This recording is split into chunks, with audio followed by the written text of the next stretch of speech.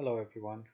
In this presentation, we talk about a different way of looking at verification of digital designs.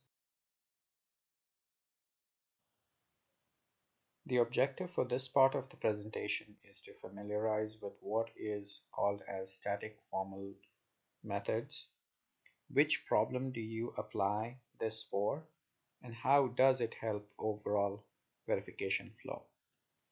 Goal of this is to take advantage of a different method that employs the exhaustive verification for critical designs. So we'll start by looking at current methods and switch gears to enhancing those with static formal methods. We will wrap up with how formal methods are deployed under the hood with some automated formal applications. The goal of verification is spec matching the implementation? You have created the design in HDL and the spec was given to you by the customer. This question needs to be asked throughout the development process. There needs to be an independence between spec verification and design implementation. The flow needs to be requirement based. But the reality is somewhat skewed. We have a test plan and reviews which may still miss key areas. We can add code coverage, but that will miss functionality tested versus untested. Designing using HDL can cause its own side effects due to language interpretation or further synthesis optimizations. Specs might be left unimplemented or overdesigned. There might be untestable code such as CDC, clock domain crossing issues, metastability issues. There might be unreachable code, and there might be corner cases that might have been missed.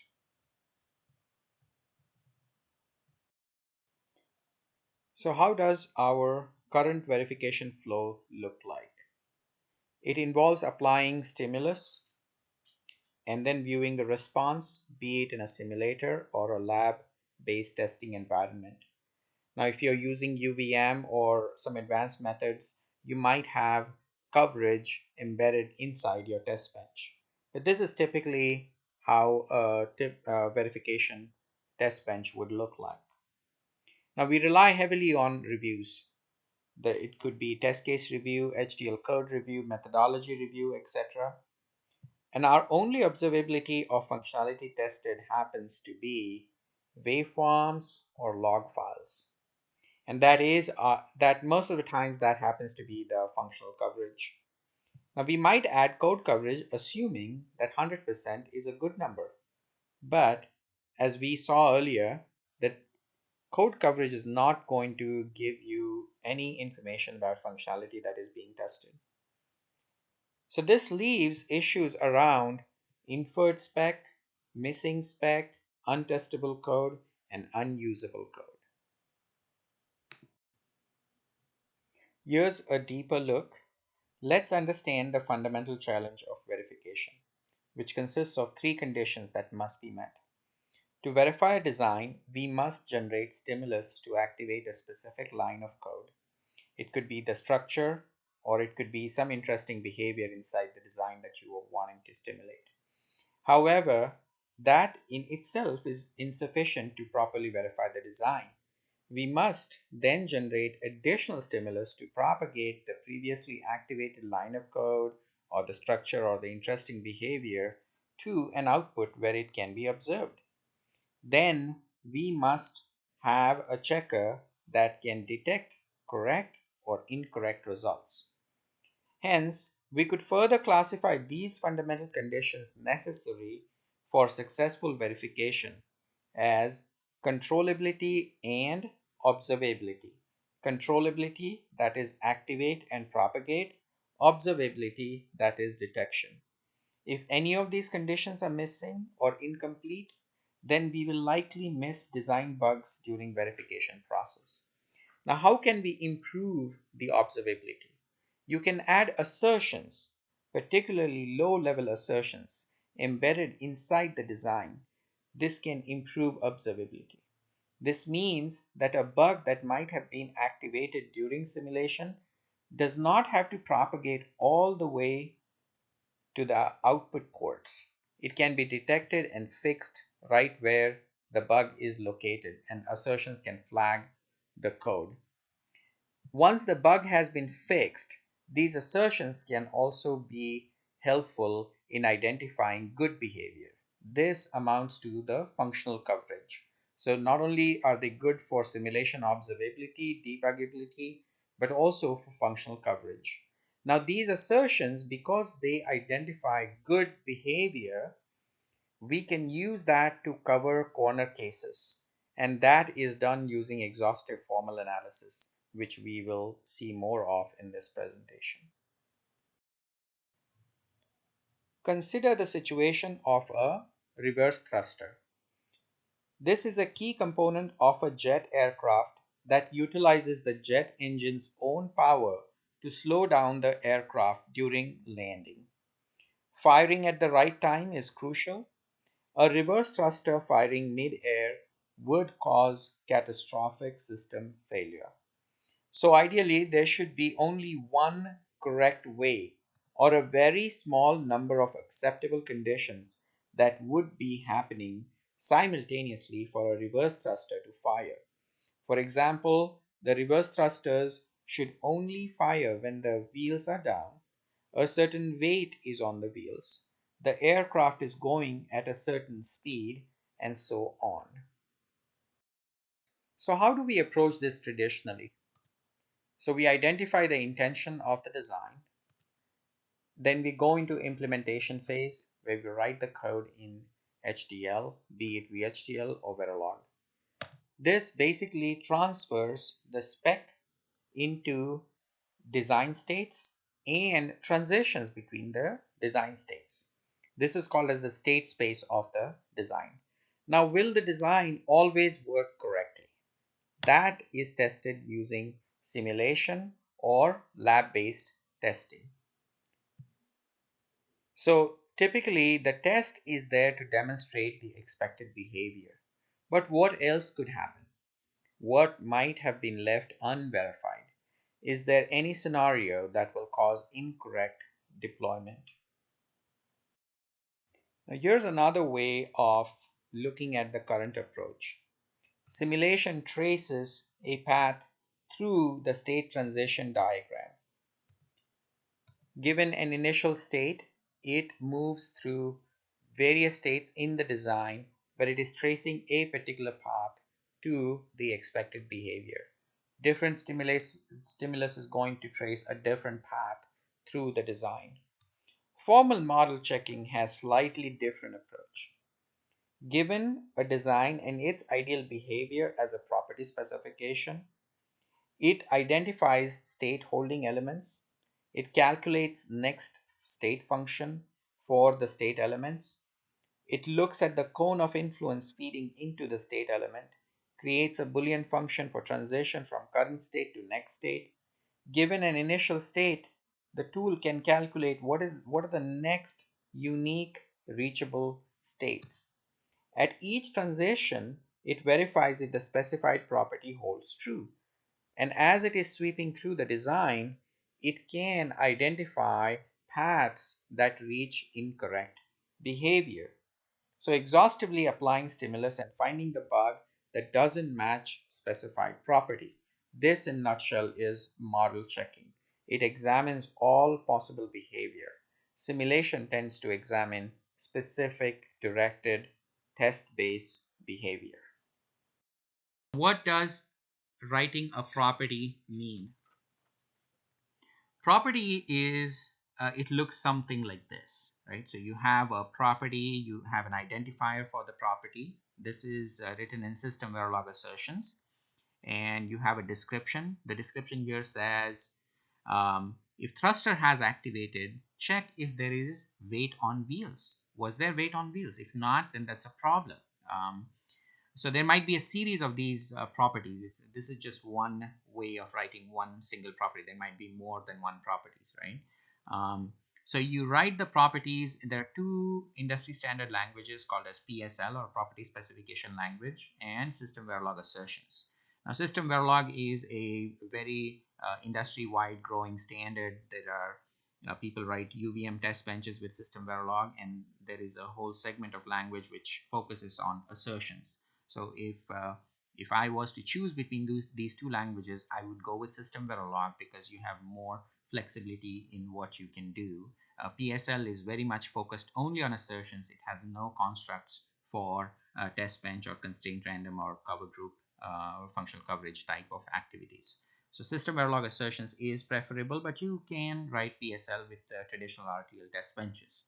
Now these properties that you write here are also useful, as I mentioned earlier, during simulation to catch the bug. You can use it in conjunction with your simulation test vectors. So if something is not right, then it is going to fail immediately.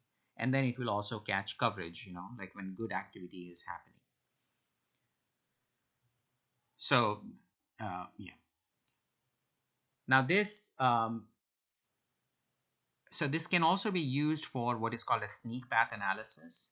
This is to uncover unexpected ways a condition might occur.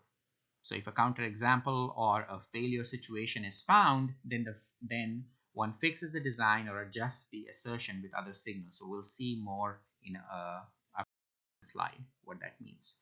All right, so the details of formal model checking. It involves having a model checker. So there are a bunch of model checkers available in the industry. We have one from Questa toolset, which is called as Questa property check or Questa prop check.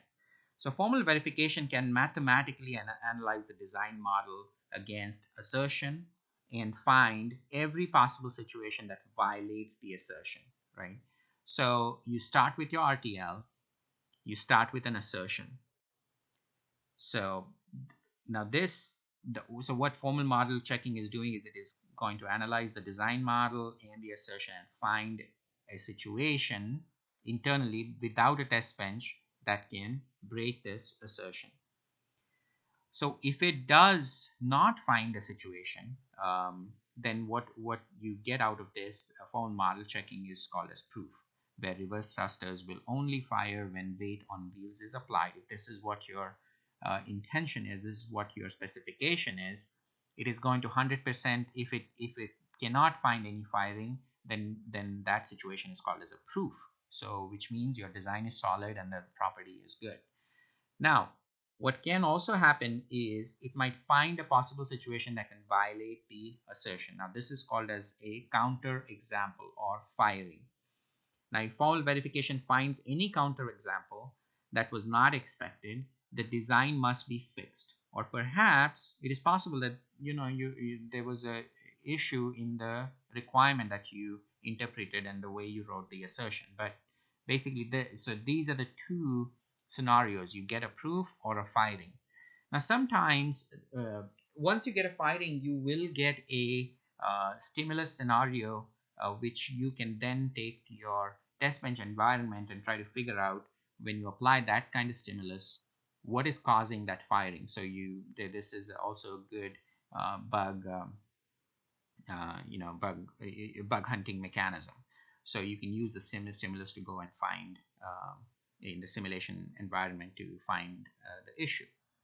Now, sometimes you're not going to reach any conclusion like proof or firing because maybe you ran out of resources on your machine, because if your design is too complex, the formal model checker is going to try its best, but then it is going to run out of time or run out of resources. So those fall under the category called as inconclusive. So which means it couldn't prove or disprove conclusively due to lack of time and resources.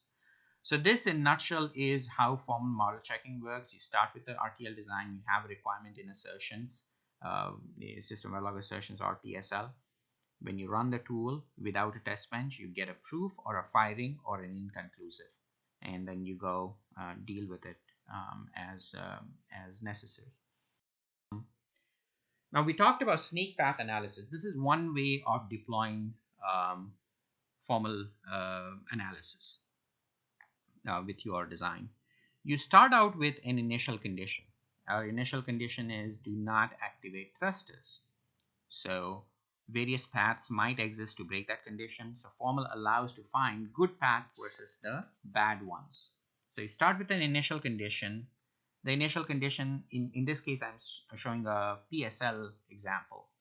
So here I'm saying do not activate reverse thrusters. And all the assertions, by the way, are clock event based. So they always are checked on an edge of a clock. That is another thing to remember. But that's not a limitation because most of the designs are clocked designs. So here you're saying do not ever activate the reverse thrusters. Now you run the formal. Obviously, the thrusters are supposed to activate in a certain situation. So you are going to get a firing. You are going to get what is called as a counter example, and so which means some way when an input is applied, it is going to break the assertion that you just made. So now what you do is you review that stimulus that the tool is going to show you. You're going to check if the waveform is correct. If the waveform is not correct, that means that the input was applied, that some kind of input was applied which is not ever going to happen in real life. So now what you have to do is you have to restrict the valid stimulus, because remember, there's no test bench here.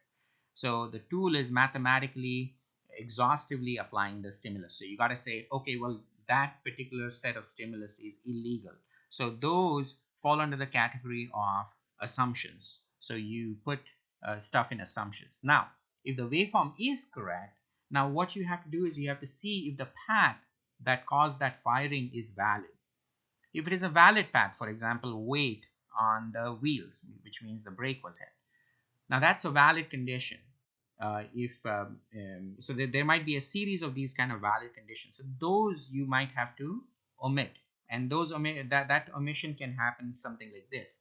When there is no weight on wheels, you want to make sure that there is no activate reverse thrusters, right? So there's no activation reverse. This is a different way of writing that property that we saw earlier. Now you might so there might be more signals like this, right, that you want to exclude from this this assertion. So this is a good way of writing a correct assertion. This is your sneak path analysis. Now in the process, you might end up finding a valid design bug. This is when the path is valid, right? And now you want to say that, okay, well, that is good stimulus, but my thrusters are getting activated. Well, that's a problem. You just found a design bug. It very well might be an assertion issue as well, but most probably it's a design bug. So you go fix these things, right? So you stay in this loop until there are no more invalid paths, right? So you either fix your design or fix your assertion, add assumptions. Finally, your goal is to get a full proof, and that is there is no sneak paths. Now what happens is you build, every time you design a block, the designer, we're not talking about the verification engineer, the designer of any small block, they need to go through this kind of analysis to make sure their critical areas have enough assertions around the critical area. So if there is any violation that is happening externally, is caught by the assertion, and also your design is completely error proof. So this is one way of deploying formal analysis, and this is really targeted towards a design engineer who does not ultimately he is trying to match the spec, but because of certain design decisions, he might end up writing code that might fail. And to avoid that kind of failure, he is putting assertions together, and he's also doing block level verification. Constraining the design and the stimulus is key for getting accurate results with formal analysis. This is done using assumptions, as we have talked about earlier. Assumptions are also assertions. Uh, this is an example of an assertion. Here we are saying once active, weight on wheels shall remain active for 5 seconds. So once the property is written for this, and we say assume instead of assert, What formal does is it restricts the kind of stimulus it is going to apply to the input pin called as weight on wheels. So this will reduce the amount of wrong errors or false errors, and then you can get much more accurate results with formal analysis. So now what are certain caveats to formal? Just like any other software, it is garbage in, garbage out. Applies to any verification tools that you might have used, right? Software verification tools. So you want to use it for particular purposes. And if you follow the sneak path analysis type of mechanism, I think you would be able to deploy assertions very successfully on your design.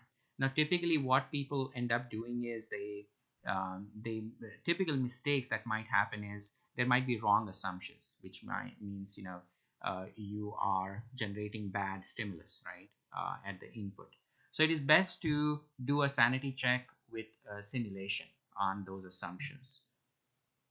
There might also be situations where you are over constraining the inputs, which means you are turning off certain behavior. What kind of design style is good for formal?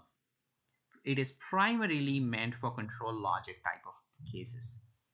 Definitely, it is not meant for DSP or math type of test cases. For example, a 32-bit multiplier results in 2 raised to 64 states, thus exploding the state space. So that may not be good for formal verification. Design latency or assertion latency can also increase the number of states very fast. So you want to focus on heavy control logic, or data transport is okay, where data input must move to the output on the other side. Here we are not checking the transform functionality, but just that the data stays intact. So one definitely doesn't have to be a mathematician to use formal tools.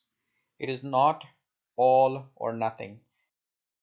I just wanted to quickly mention what other technologies are out there which also are considered as formal methods. One of them is logic equivalence checking. Now, in logic equivalence checking, what you're doing is you are taking an RTL implementation at gate level or a gate and a gate, and you're trying to compare A design versus B design, right? So this is different than model checking, where you are taking an RTL design and you're taking a spec that is written in an assertion, and you're checking the behavior of the digital design as specified in the property. Now, Mentor has a bunch of different tools that are offered in this space. Definitely, the assertion-based verification falls under the category of Questa prop check, but there are other tools where you don't need to write assertions. This is automatically, it makes your design safer, higher quality, these are easy to adopt type of tools. You don't need to write a test bench, no assertions needed. So here's an example flow of how the unreachable code can be analyzed. So cover check takes in your RTL code and it tries to find all the unreachable code. Now you typically start cover check with simulation, right? So you have your test bench and you have done your simulation, and all of this needs to be with Questa, of course. It is going to generate code coverage data, which is going to identify which lines were hit and which lines were not hit. Now that data is fed back along with RTL to code cover check. So let's say you have reached 85% code coverage and you are not able to reach the last 15% code coverage. So what cover check does is it says, let me target those 15% code coverage and let me tell you if you can actually hit that last 15%. And it is going to give you a coverage exclusion file for things that will never ever be hit. Now, this could be because of certain coding style or certain configuration of your chip or legacy code. So it gives you a chance to go ahead and investigate why those lines will never be hit. You can delete the code, reduce the space, the area of your chip if you wanted to. But then you can also exclude it so that you get better coverage numbers in your simulation. That coverage exclusion file is targeted for Questa. Now the lines that can be hit within those 15%, we show what is called as a witness waveform or a test case situation.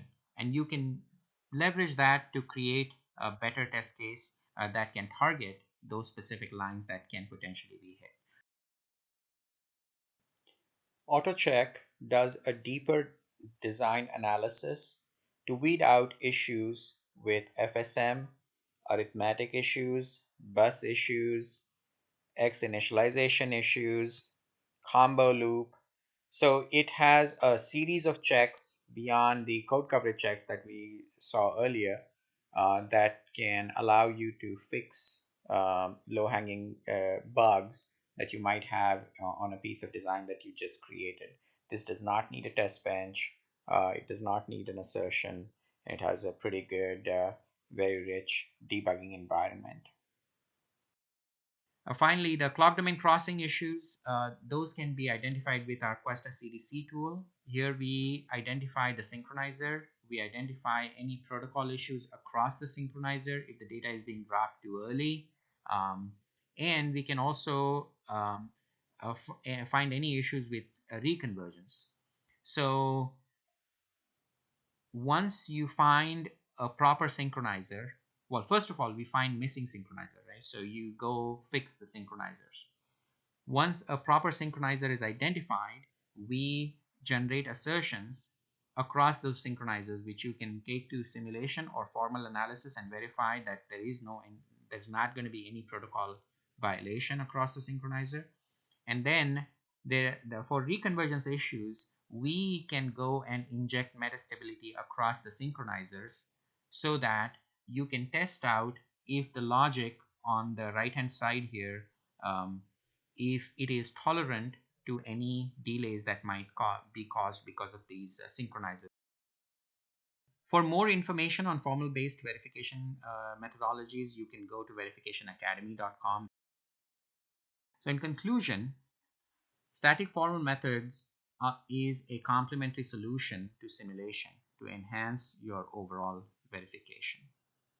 Thank you.